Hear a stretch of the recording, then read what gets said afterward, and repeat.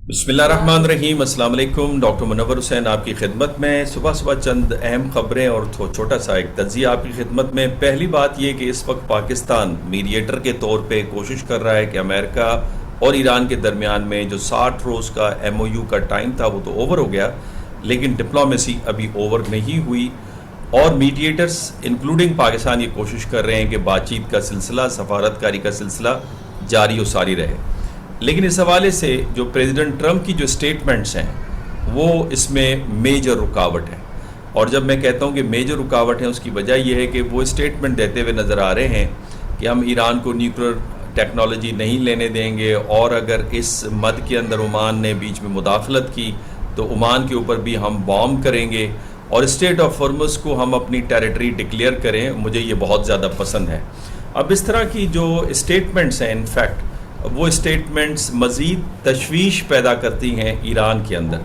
اور ایران کے اندر جو ایک نئی انڈرسٹینڈنگ ہے، that is very important news, Iran کے اندر جو ایک نئی تشویش جنم لے رہی ہے وہ یہ کہ جتنے بھی امریکہ کے پریزیڈنٹ گزرے ہیں اور انہوں نے ناکام جنگوں کا آغاز کیا ہے، تو اپنے دور میں ان جنگوں کو انہوں نے ختم نہیں کیا بلکہ اپنے دور کے اندر اسے جاری رکھا ہے، اور آنے والے نئے پریزیڈنٹ کے اوپر چھوڑا ہے کہ اس جنگ سے وہ باہر نکلے۔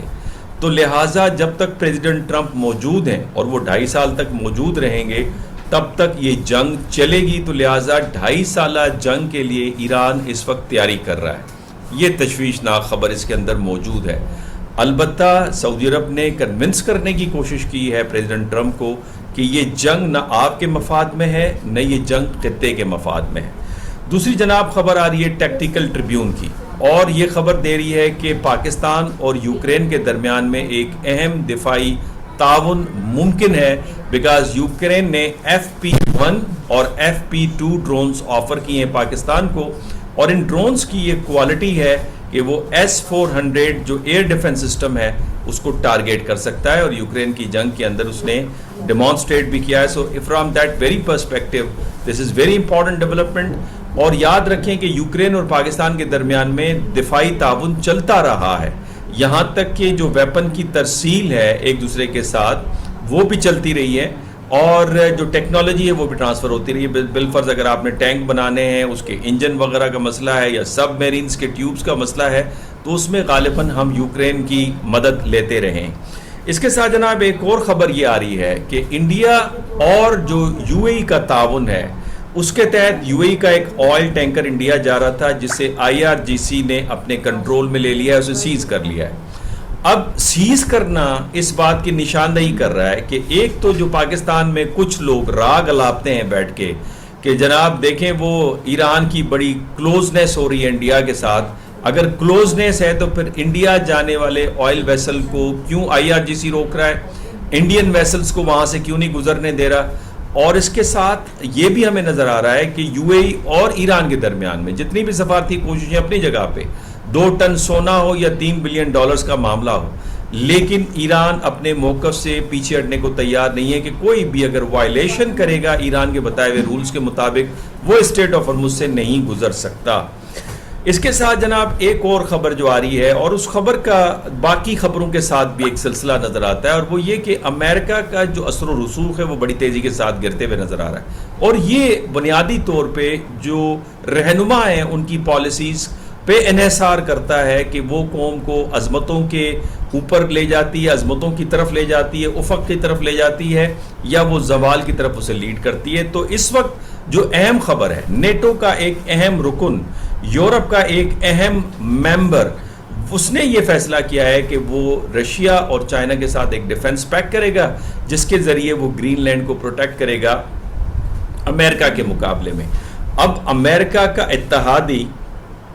اور وہ اگر دیکھنا شروع کرے چائنا اور رشیا کی طرف، جیسے ماہ آنے چلے گئے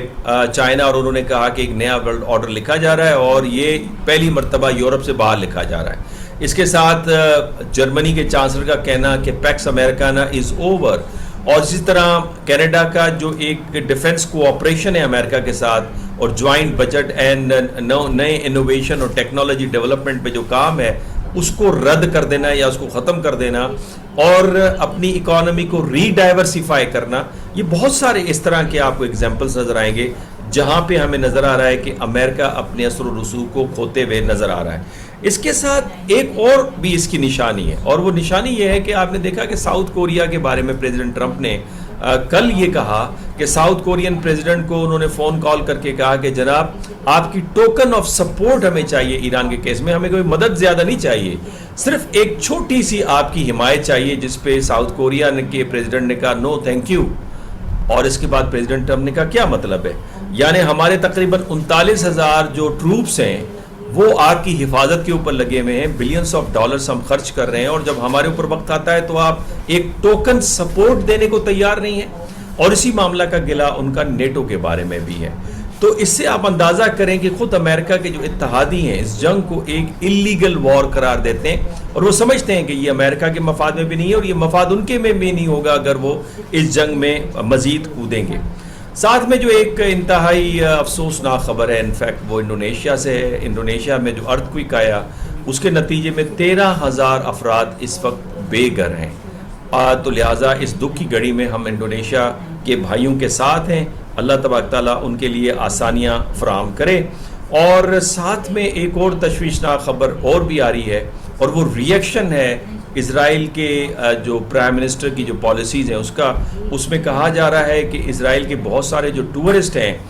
وہ تقریباً اس وقت غائب نظر آتے ہیں، یا پھر ان کی جو لاشیں ہیں وہ ملتی ہیں، اور اس میں 35 کی تعداد اس وقت بتائی جا رہی ہے۔ اور ان 35 جو لاپتہ جو ان کے ٹورسٹ تھے ان کو بینکاک ایک ہوٹل کے روم میں پایا گیا، ان کی ڈیڈ باڈیز کو وہاں سے ریکور کیا گیا ہے۔ اسی طرح کے معاملات یورپ میں بھی نظر آ رہے ہیں، تو ایک قسم کا آپ کو ریئیکشن نظر آ رہا ہے۔ کیا اسرائیل اس پہ دوبارہ غور کرے گا اپنی پالیسیز کے اوپر، یہ دیکھنے والی بات ہے۔ لاسٹ جو خبر آپ کے سامنے رکھنا چاہتا ہوں وہ ایک رپورٹ ہے CNN کی، اور اس رپورٹ کے مطابق USS بینفورڈ ایک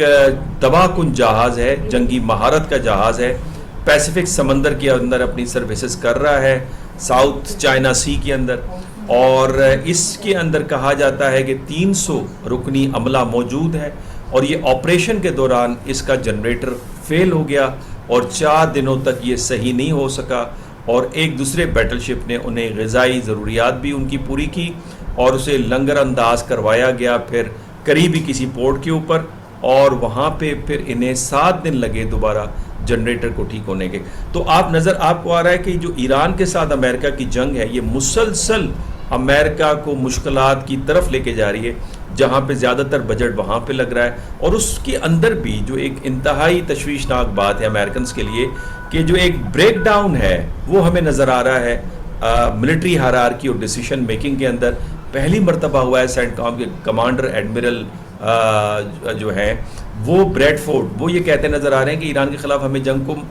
کنٹینیو کرنا چاہیے، اور یہ وہ ہم آواز ہیں اس وقت جو خطے کے اسرائیل کے جو پرائم منسٹر کی آواز کے ساتھ۔ لیکن جو جنرل ڈین کین ہیں جو پینٹاگون کو لیڈ کر رہے ہیں وہ آف ریم چاہ رہے ہیں، اور اسی طرح سے JD وینس صاحب بھی آف ریم چاہ رہے ہیں، جبکہ پریزیڈنٹ ٹرمپ کی بعض اوقات بڑی تشویشناک جو خبریں ہیں وہ نظر آ رہی ہیں۔ لیکن ان ساری گفتگو میں جو اچھی خبر ہے وہ یہ کہ صدر اردگان کی گفتگو ہوئی ہے پریزیڈنٹ ٹرمپ کے ساتھ، اور اس میں پریزیڈنٹ ٹرمپ کو انہوں نے قائل کیا ہے کہ ایران کے ساتھ سفارت کاری کو جاری رکھنا اور اسکیلیشن کو طول نہ دینا امریکہ اور ہم سب کے مفاد میں، اور یہ اچھی ایک ڈیولپمنٹ ہے۔ تو جو دوست ممالک ہیں وہ اس کو چاہتے ہیں کہ یہ جنگ طول نہ پکڑے۔ ساتھ میں پریزیڈنٹ ٹرمپ کی ان کے ساتھ گفتگو ہوئی ہے اس وقت خطے کی صورتحال کے اوپر، اور اسپیشلی جو ڈیفنس پیکٹ ہوا ہے پاکستان، سعودی عرب اور ترکی کے درمیان میں، جس کو پریزیڈنٹ ٹرمپ نے خود بھی ویلکم کیا ہے۔ آخری خبر اس وقت جو عراقی کرد ہے جو کہ نیم آزاد ایک علاقہ ہے، اس میں پرائم منسٹر ہیں، ان پرائم منسٹر کے ہاؤس کے اوپر جن کا نام ہے برزانی، ان کے گھر کے اوپر حملہ ہوا ہے، جس سے ایران کے فارن منسٹر عباس عراقچی ایک فالس فلیگ آپریشن قرار دیتے ہیں، اور وہ یہ سمجھتے ہیں اور وہ یاد دلاتے ہیں کہ ایران نے ہمیشہ اپنے کرد بھائیوں کی مدد کی ہے، صدام حسین کے خلاف بھی اور امریکہ کے خلاف بھی، تو لہٰذا ان کے انٹیلیجنس ہیڈ کے گھر کے اوپر حملہ کرنا، پرائم منسٹر کے گھر کے اوپر حملہ کرنا، یہ فالس فلیگ آپریشن ہے تاکہ پڑوسیوں کے تعلقات خراب ہوں۔ آپ کے اس پہ کیا رائے ہے؟ اپنی رائے سے ضرور مستفید فرمائیے گا، اور آخر میں آپ سارے دوستوں کی سپورٹ کا،